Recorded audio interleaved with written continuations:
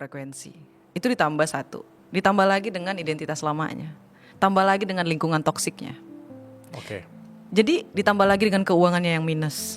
Ini bercampur jadi satu. Kalau kamu ngadapin ini, ya, coba hal yang paling dasar adalah apa yang membuat kamu bahagia. Kalau kita percaya bahwa kita bisa melakukan itu, kita percaya bahwa Allah akan menolong kita dan memberikan jalan, Allah pasti akan kabulkan.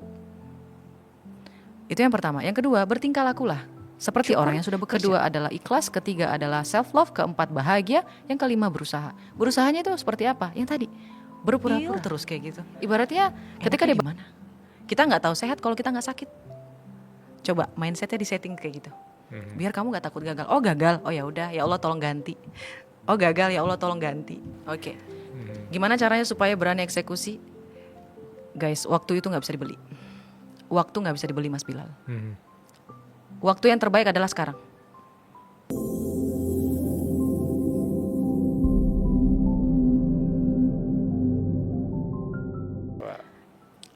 Karena banyak orang di luar sana kan mereka ngelakuin sesuatu sekarang, kerja keras banget, endingnya tuh agar bahagia.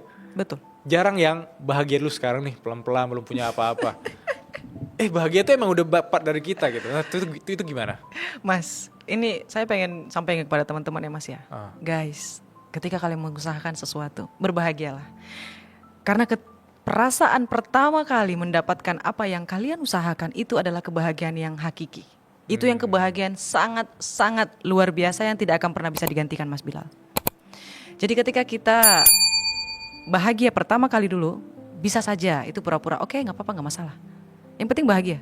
Tapi bahagianya harus tetap di awal dulu, tapi nanti bahagia yang luar biasa ketika kita sudah sampai di situ. Itu ingat selalu.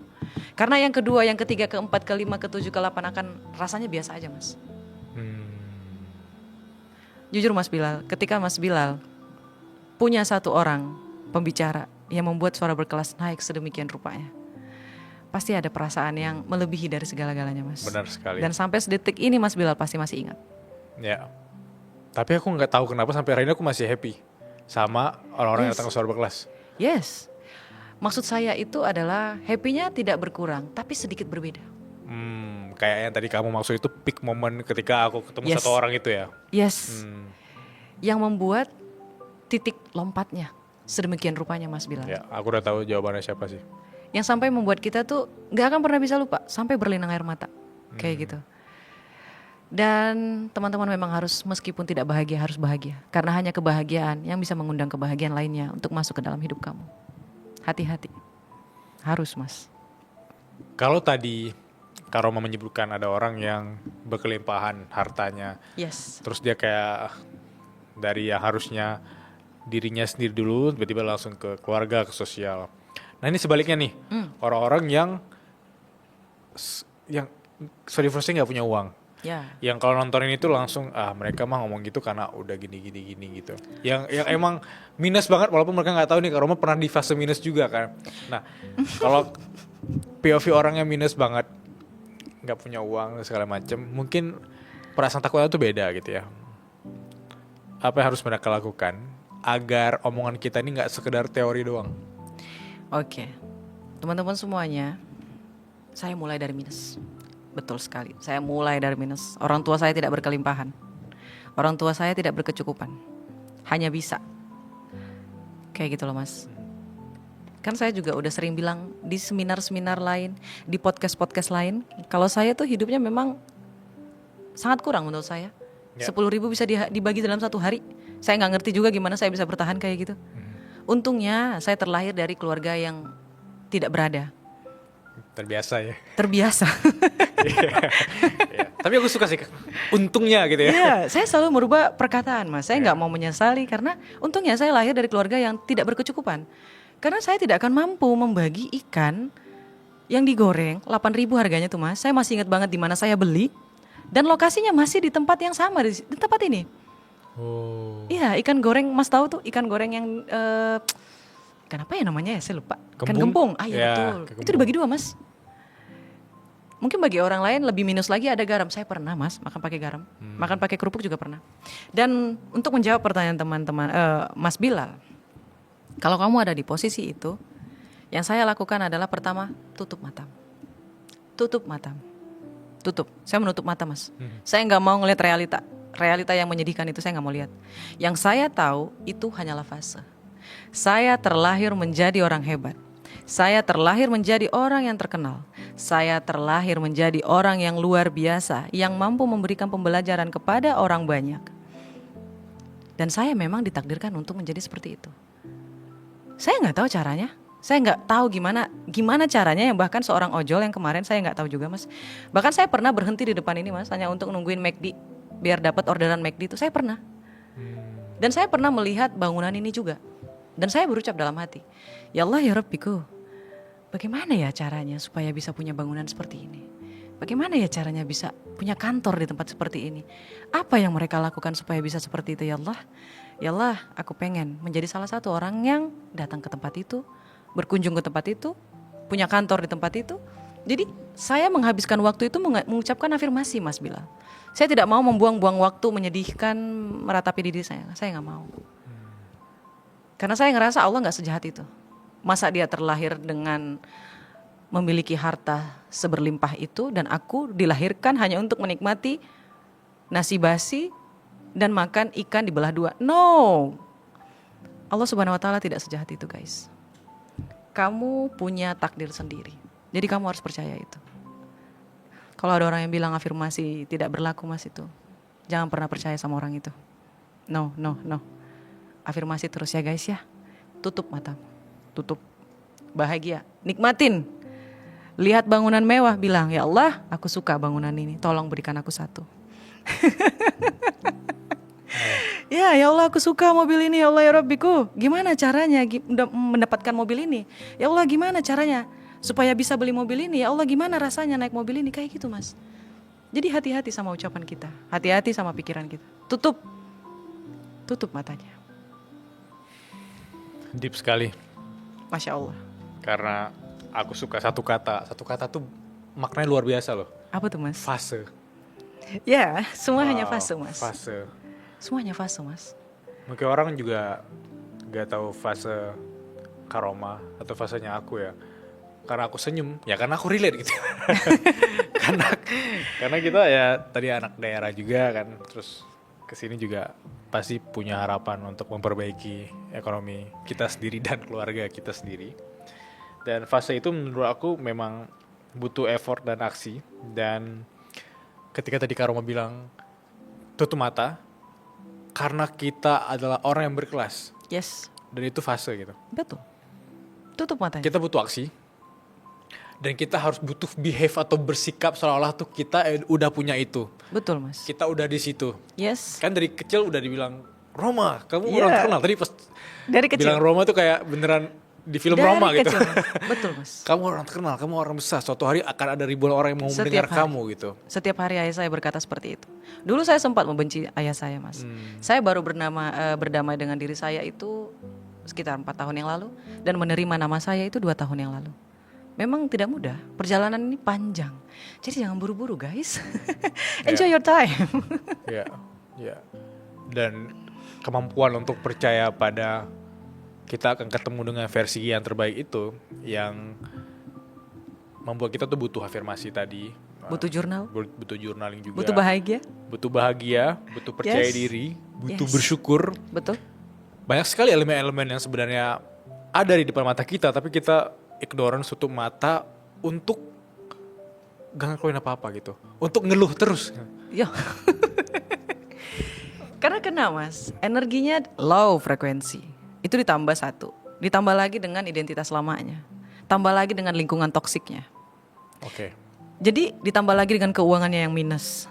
Ini bercampur jadi satu. Kalau kamu ngadapin ini, ya, coba hal yang paling dasar adalah apa yang membuat kamu bahagia. Lakukan hobi kamu dulu. Nikmati diri kamu dulu. Nikmati waktu kamu. Itu langkah paling awal, Mas. Ya. Aku sering baca komentar teman-teman suara berkelas. Dan rata-rata kalau kita ngomongin sesuatu yang nge-push mereka untuk jadi lebih baik, faktor utamanya yang jadi penghambat itu biasanya uangnya gak ada. Emang harus pakai uang ya? Uangnya gak ada rata-rata. Uangnya gak ada. Gimana cara ngelakuin sesuatu yang bahagia? Oke, buat teman-teman yang punya komentar seperti itu, saya punya statement Mas. Semoga ini bisa menjadi pembelajaran buat teman-teman semuanya yang punya pemikiran seperti itu. Mas, uang itu berkelimpahan. Serius. Uang itu ditarik sesuai dengan seberapa besar wadah yang kita miliki di dalam diri kita. Semakin besar wadahmu, semakin besar uangmu. Semakin kecil wadah di dalam dirimu, semakin sedikit uang yang kita dapatkan. Dulu Mas, saya memang bekerja keras, tapi pola pikir saya sempit. Pengetahuan saya sempit. Energi saya rendah. Mindset saya ngeblok. Wadahnya kecil. Wajar, rezekinya kecil.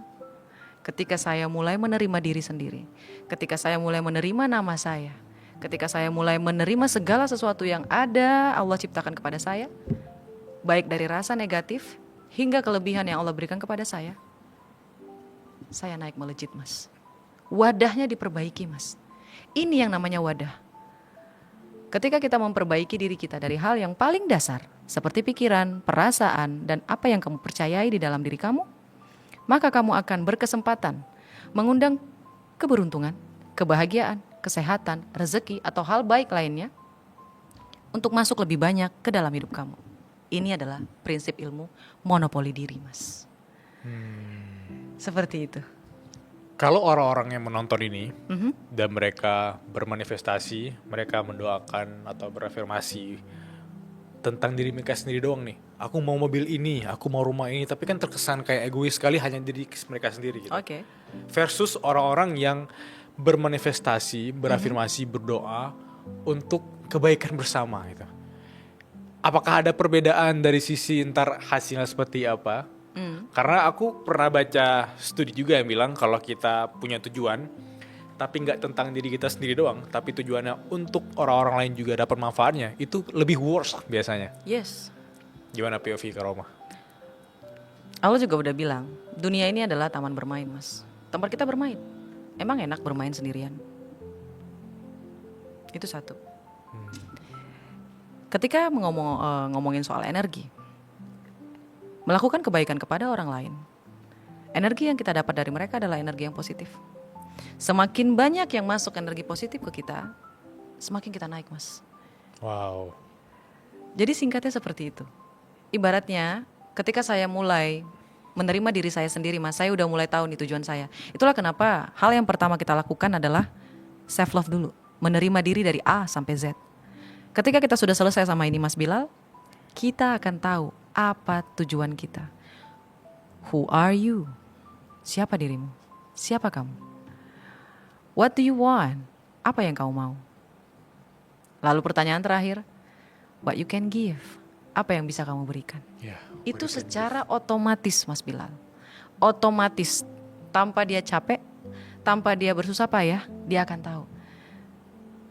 Ketika saya memutuskan untuk menjadi seorang guru online ya Mas ya, atau motivator, ternyata memang life path saya itu adalah tentang belajar.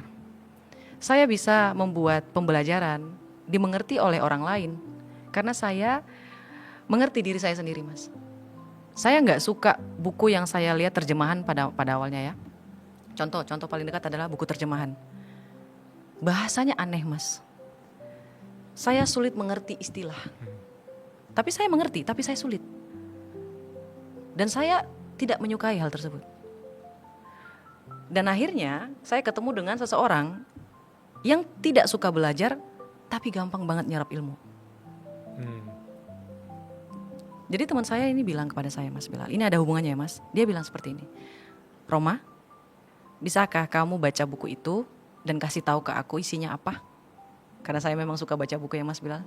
Saya baca, saya kasih tahu. Lalu ada pertanyaan yang sangat-sangat menohok. Dia bilang seperti ini, Roma, kenapa ketika ngedengerin kamu jauh lebih mudah daripada aku membaca bukunya?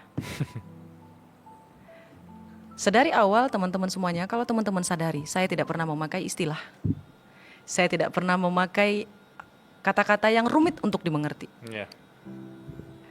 Karena saya paham, saya ingin memberikan pembelajaran dengan mudah, menyenangkan, dan mudah untuk dilakukan oleh orang banyak. Di situ saya mulai sadar, Mas. Oh, tujuanku untuk hidup adalah ini. Kelebihanku adalah ini.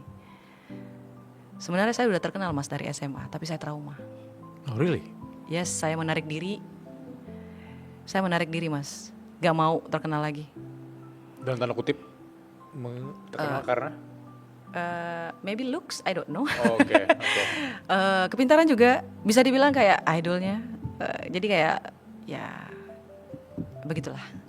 Lalu ada hal yang membuat saya trauma, saya menarik diri dari keramaian. Akhirnya saya bekerja dengan cara yang private. Ternyata nggak cocok sama life path saya, nggak cocok sama garis tangan saya. Saya memang ditakdirkan untuk muncul ke permukaan. Dan ketika saya muncul lagi ke permukaan, saya sangat menjaga privacy biar tidak terulang kembali kesalahan yang kemarin. Oke, get the point. Yeah, you know what I mean, right? Yeah. Seperti itu, Mas Bilal, dan teman-teman semuanya semangat. Pasti bisa, Mas Bilal. Bahkan dari jurang sekalipun. Justru orang-orang yang jatuh ke jurang, Mas Bilal, jujur aja, mereka punya kekuatan lebih, Mas Bilal, karena mereka nggak ada tujuan lain selain ke atas. Wih, I love this quote ya, wow. Like I do, I don't know what to see, I don't know what to do. Nggak tahu ngelakuin apapun, saya nggak bisa ngeliat apapun. Saya cuma bisa ngeliat ruang gelap, udah nyampe di dasar laut. Saya nggak ada pilihan lain selain naik ke atas. Saya nggak ada. Ada dua pilihan sih. Apa tuh, Mas? Mau mati tenggelam atau naik ke atas. Aduh. No, Mas. Kalau saya mati, yang memberikan kebahagiaan, bukan memberikan kebahagiaan kepada orang tua saya siapa? Sebelum saya mati setidaknya orang tua saya bahagia, Mas. Itu aja sih tujuan saya ya.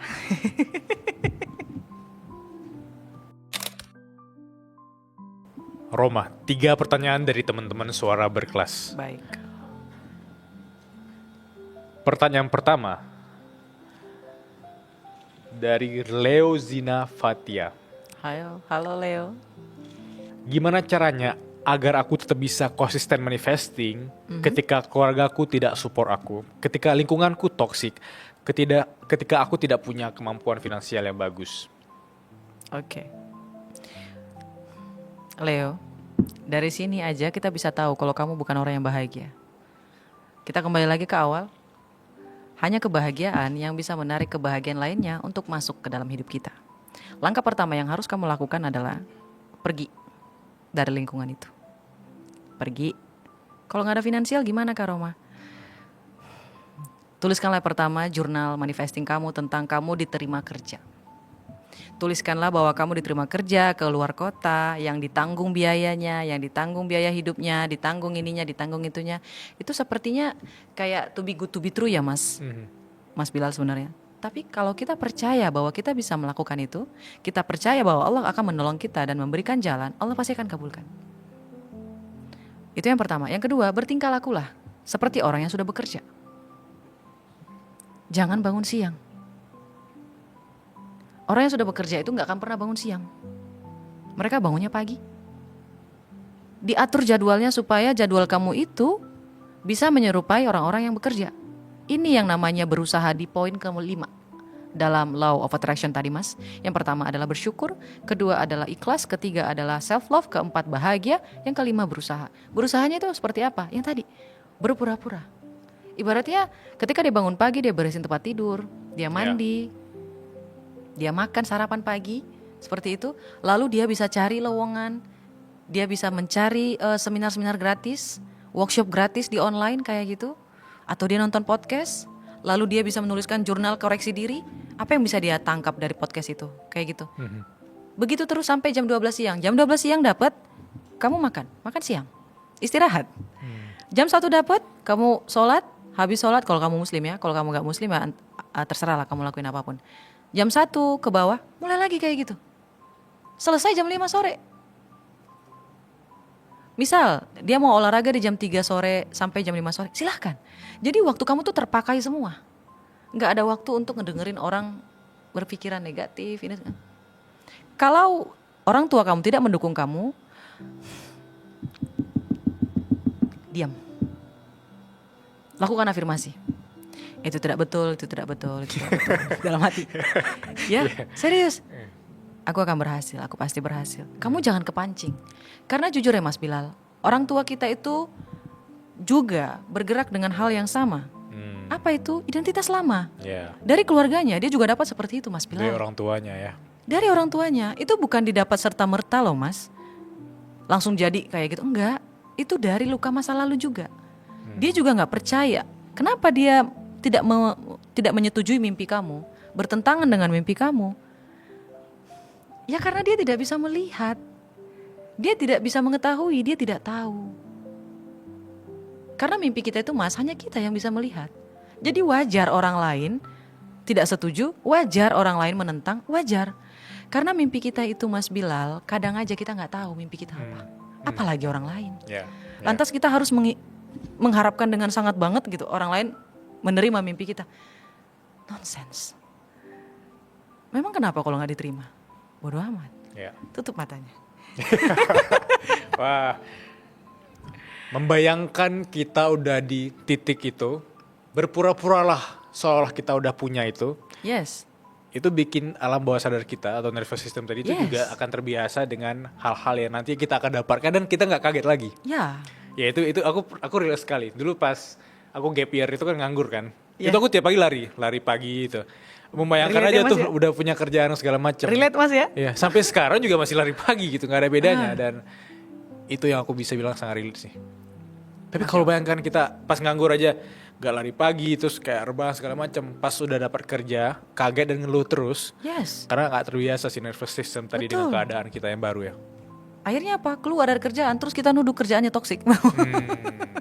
Padahal kita udah ngelatih mental sejak lama dong. Walaupun kita tahu, jelas sih kita nganggur nih. Terus kita mau masuk kerja 3 bulan lagi. Kayak nggak ada kerjaan yang emang tidak nyaman gitu ya. Tidak ada kerjaan yang nyaman 100% gitu. Yang kita latih dari sekarang apa? Mental untuk siap dengan ketidaknyamanan itu kan. Betul. Aku suka itu. Itu yang nomor 5 Mas. Nggak usah berusaha sampai mati kayak kurang enggak. Hanya menyocokkan aja. Pertanyaan kedua dari Ezria. Halo Ezria. Apakah aku bisa manifestasi untuk mendapatkan jodoh? Kalau bisa, apakah ada bukti nyatanya? Dari sini aja kamu udah gak percaya, jadi gak usah dimulai. Jujur Mas Bilal, sebenarnya kenapa saya kelasnya itu berbayar?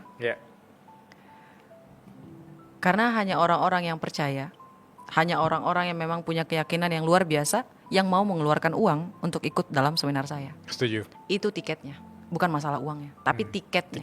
Karena saya tidak mau bertemu dengan orang yang tidak percaya tentang apa yang saya berikan. Sedari awal sudah dipertanyakan. Jadi lantas apa yang harus saya jelaskan? Kalau sedari awal tidak percaya, ya for what? From the beginning, dari awal sudah seperti itu. Ya jangan buang energi kamu. If you believe, just do it. Kalau kamu percaya, lakukan. Kalau kamu tidak percaya, ya jangan lakukan. Simple. Apakah bisa merealisasi jodoh? Bisa. Bisa. Apakah kamu percaya bahwa jodoh kamu akan datang? Saya kasih contoh ya beberapa yang berhasil dilakukan oleh klien saya. Pertama kayak gini. Kalau kamu ingin mengundang jodoh, mulailah latih. Pertama, pola pikir kamu. Apakah kamu sudah siap untuk berbagi tempat sama orang lain? Berbagi tempat itu seperti apa Kak Roma? Pertama, ketika kita menikah Mas Bilal, otak bukan cuma satu lagi, ada 2. Otak-otak jadi ya? Iya betul, enak tuh. Ketika kita suka sayur bayam misalnya, dan pasangan kita kebetulan tidak suka sayur bayam, dia sukanya sayur kangkung. Ini kita udah mulai membiasakan diri, mengatur ruang untuk orang lain. Kita membiasakan diri dulu. Ingat yang nomor 5 Mas, berusaha. Usahanya itu menyesuaikan dulu. Yang kedua, kita mulai melatih diri kita menerima orang lain. Apakah kita sudah terbiasa ada orang lain di samping kita? Apakah kita punya peralatan-peralatan couple? Kayak gitu Mas. Apakah kita sudah siap untuk menerima orang lain lagi seperti anak? Kayak gitu. Jadi semuanya dibiasakan dulu. Ada orang dia mau jodoh tapi masih tetap keras kepala sendiri, nggak mau diatur, nggak mau menerima pendapat orang lain kayak gitu. Masih tetap di nyamannya sendiri. Karena ketika menikah itu bukan tentang diri kita sendiri lagi Mas. Jadi itu yang harus pertama kali dilakukan. Dan jangan lupa ya guys, kalau teman-teman ingin membuat jurnal manifesting tentang orang lain, kita mau si A ini orangnya bagus, energinya bagus, positifnya luar biasa, dan kita tidak memperbaiki diri, nggak akan bisa ketemu, Mas. Karena energi dengan energi itu sulit. Itulah kenapa manifesting benda mati jauh lebih gampang daripada benda hidup. Karena mereka punya energinya sendiri. Energi ini harus bisa cocok. Harus cocok dulu, baru bisa bertemu. Jadi kalau menurut saya akan lebih baik kalau lebih didetailin, jangan ada namanya. Tapi kalau mau nama silahkan. Tapi saya lebih recommended gak ada nama. Jangan lupa rambut ya guys ya, butuh perempuan jangan lupa rambut. Nanti takutnya kayak klien saya dapatnya yang botak. Oke. Tapi semuanya sama. Baiknya sama, Mas. Ya, kayaknya luar biasa. Mapan. Pengertian. Ganteng. Tapi mohon maaf, gak ada rambutnya. Lupa dia nulis ya. Spesifik gak spesifik ya? Yes. Dan ada lagi, Mas. Dia lupa nulis tingginya. Ada klien yang lain lagi, dia lupa nulis tingginya. Akhirnya yang dapat ganteng, mantep lah pokoknya spesifikasinya itu. Tapi tingginya kurang. Tingginya sama. Tapi alhamdulillahnya tidak ada klien saya yang menuliskan namanya di situ. Karena kalau kita spesifikasi nih nulis nama, usaha kamu harus lebih luar biasa. Bisa dengan berpuasa, tahajud, kamu tambah semua-semuanya. Tapi kalau kita nggak ada nama, Allah oke. Yeah. Lu mau yang kayak gitu, oke. Dicariin tuh, kayak gitu, Mas. Kita dibuat jatuh bangun supaya bisa ketemu sama ini orang. Karena kita maunya gede, Mas. Ya, benar. Kayak gitu. Jadi buat kakak yang tadi, kalau percaya lakukan, kalau kamu nggak percaya, ya whatever, terserah kamu aja. Ya. Oke, Mas. Soalnya aku udah pernah nulis nama Selena Gomez tapi udah diambil gitu. Udah. Berarti gagal. Kita ke pertanyaan ketiga. Pertanyaan ketiga dari Arif MNADR. Halo Arif. Kak Roma mau nanya dong. Aku penasaran gimana cara kakak bisa punya ambisi berani eksekusi dan gak takut gagal sama tahu cara ngerem biar gak overthinking. Mas Bilal, saya tuh sering banget gagal. Ya. Dulu. Sekarang juga sering gak Kak Roma? Gak tahu. Kenapa saya selalu bilang gak tahu? Ya karena kalau gagal ya Allah berarti ingin saya belajar. Karena Mas di dunia ini cuma ada untung dan untung banget. Serius. Kalau saya gagal artinya saya beruntung dapat pembelajaran. Kalau saya berhasil berarti saya beruntung banget dikasih rezeki. Kayak gitu Mas Bilal. Jadi gimana caranya Kak Roma supaya ambisi itu tidak takut gagal seperti itu? Oke. Pertama mindsetnya. Emang kalau kamu gagal kamu dapat apa? Rugi. Oke. Dari rugi ini emang kamu gak dapat pembelajaran. Ketika kamu ingin menjadi seorang pebisnis sejati, kamu harus bisa rugi. Harus. Karena rugi itu variabel yang tidak bisa dihindari, Mas. Gak bisa. Karena dari rugi inilah kita bisa belajar sesuatu. Kalau kita gak gagal, gimana kita bisa tahu keberhasilan, Mas? Di muka bumi ini hanya ada duality. Dan ini harus bisa datang bersamaan. Kalau kamu ingin cahaya, kamu harus punya kegelapan. Kalau kamu ingin berhasil, kamu harus punya kegagalan. Gak bisa hidup itu berhasil terus kayak gitu. Enaknya di mana? Kita gak tahu sehat kalau kita gak sakit. Coba mindsetnya disetting kayak gitu. Biar kamu gak takut gagal. Oh gagal, oh ya udah, ya Allah tolong ganti. Oh gagal, ya Allah tolong ganti. Sesimpel itu. Kalau mau punya ambisi yang gak takut gagal, itu mindsetnya diperbaiki. Dan apa yang tadi Mas? Yang terakhir lagi pertanyaannya? Supaya berani eksekusi dan punya ambisi berani. Oke. Gimana caranya supaya berani eksekusi? Guys, waktu itu gak bisa dibeli. Waktu gak bisa dibeli Mas Bilal. Waktu yang terbaik adalah sekarang. Kalau gagal gimana Kak Roma? Ya udah. Kalau gagal gimana Kak Roma? Ya udah. Coba lagi. Waktu tidak bisa dibeli. Dan dengan menghargai waktu membuat kamu jauh lebih beruntung. Karena kamu berani. Dan keberanian ini disukai oleh keberuntungan Mas Bilal. Siapa yang berani dia akan memulai. Siapa yang memulai maka dia beruntung. Siapa yang beruntung? Orang-orang yang berani. Ini adalah circle yang tidak akan bisa pernah lepas. Kalau mau jadi orang yang beruntung harus berani. harus memulai, baru dia beruntung. Kalau enggak ya enggak akan ada yang tersisa sama kita. Kayak gitu loh Mas Bilal. Apalagi kalau dia laki-laki tadi ya Mas ya, mulai aja. Kalau gagal gimana Kak Roma? Sholat tahajud sana, minta sama Allah gantinya. Yeah. Kayak gitu loh Mas Bilal. Jadi nggak ada yang rugi di muka bumi ini. Gak langsung mati di tempat kalau gagal. Enggak. Kalau menurut saya rugi adalah di mana kita ditembak mati nggak bisa lagi bernapas. Itu rugi. Disuruh lompat ke jurangnya dalam banget, itu mati. Itu rugi. Kalau disuruh mulai 50% berhasil, 50% gagal, ya udah mulai aja. Lakukan afirmasi, kamu berhasil. Kalau gagal gimana Kak Roma? Ya udah kamu mau berhasil. Wow. Alright. The worst advice yang pernah Kak Roma terima? Sebenarnya nggak ada nasihat yang buruk ya Mas ya. Tapi saya anggap ini yang terburuk dan ini yang membuat saya naik ke atas. Saya pernah punya pengalaman buruk sama dosen saya. Jujur Mas, saya bukan waktu kuliah saya struggling sama identitas saya. Karena di waktu SMA saya idola. Ketika kuliah, saya menutup diri saya menutup pribadi saya menjadi orang lain. Akhirnya saya jadi dibenci satu kampus. Literally satu kampus. Dan saya cuma punya satu sahabat sampai detik ini, namanya Silva. Halo Silva. Silva. Jadi David Silva bukannya? Silva. Oke. Iya. Jadi salah satu, bahkan ada dosen, bukan cuma satu ya Mas ya, benci sama saya. Saya yakin sih, kala itu memang sifat saya memang kurang ajar. Kurang ajarnya seperti apa? Saya terlalu frontal. Apalagi saya dari Sumatera terbang ke Jawa yang anggendero kayak gitu. Ketemu sama orang, enggak bisa. Iya. Kultur shock Mas. Iya. Ya, kultur shock.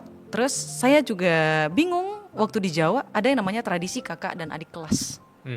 Saya nggak bisa terima Mas, karena di Sumatera tidak ada sistem, nggak ada bullying, nggak ada. Iya. Dan ketemu di Jawa itu ada. Saya kaget luar biasa Mas.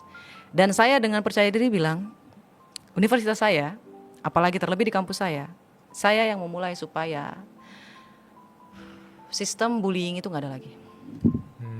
Karena hal ini kakak kelas saya nggak suka. Dan suatu hari Mas Bilal, jujur, saya sangat-sangat sakit hati. Bahkan sampai detik ini mungkin ya saya bersyukur. Ini nasihat paling buruk yang pernah saya dapatkan, tapi malah membuat saya luar biasa. Dosen saya ini saya deketin karena saya suka yang namanya pewarna zat alam. Saya suka banget Mas Bilal. Apalagi soal alam kayak gitu saya suka. Saya udah bilang, Ibu, kalau nanti ada pelatihan tentang zat alam saya ikut ya. Oh iya, silakan. Dan Mas tahu siapa yang ditawarin? Sahabat saya. Dan untungnya Allah ngasih saya itu orang yang tulus, karena memang saya tulus sama orang lain. Dan alhamdulillah dikasih sahabat yang tulus. Sahabat saya ini datang kepada saya nanya, Roma, saya ditawarin loh untuk zat pewarna alam, kok kamu gak ikut? Saya diem Mas. Lalu teman saya bilang, saya nanya sama orang yang nawarin saya, kenapa Roma gak diajak? Mas tahu dia bilang apa? Sorry, gak suka sama Roma. Disebut lagi namanya. Orang Aceh lagi.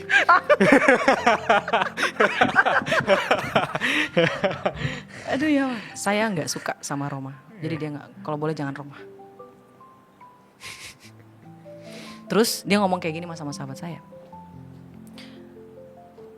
Kalau boleh jangan Roma ya, soalnya Roma itu sifatnya nggak cocok sama circle kita. Terus teman saya bilang lagi kayak gini Mas, Rom, aku nggak bermaksud buruk sama kamu. Tapi kalau kamu kayak gini terus, kamu gak akan berkembang kemana-mana. Sifat ini harus kamu rubah. Suka gak suka, mau gak mau, kamu harus merubahnya. Dari situ saya mikir Mas, kayaknya memang saya yang salah deh. Saya yang salah deh sepertinya. Dimulai dari situ Mas, saya mulai menjadi orang Jawa, bukan lagi orang Batak. Suara makin pelan. Masya Allah, tabarakallah. Itu sih. Buruknya di mana Kak Roma? Bukan perkataannya yang buruk, situasinya. Untung sahabat saya itu sahabat saya gitu loh Mas. Datang ke saya ceritain kayak gitu. Dan langsung ngasih nasihat. Sehingga saya merasa, oh, saya harus berubah.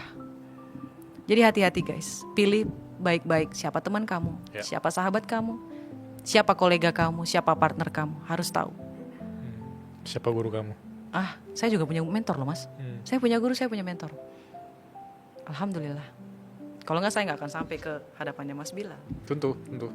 Masya Allah tabarakallah. Makasih loh Mas Bilal. Terima kasih banyak Roma udah ke suara berkelas.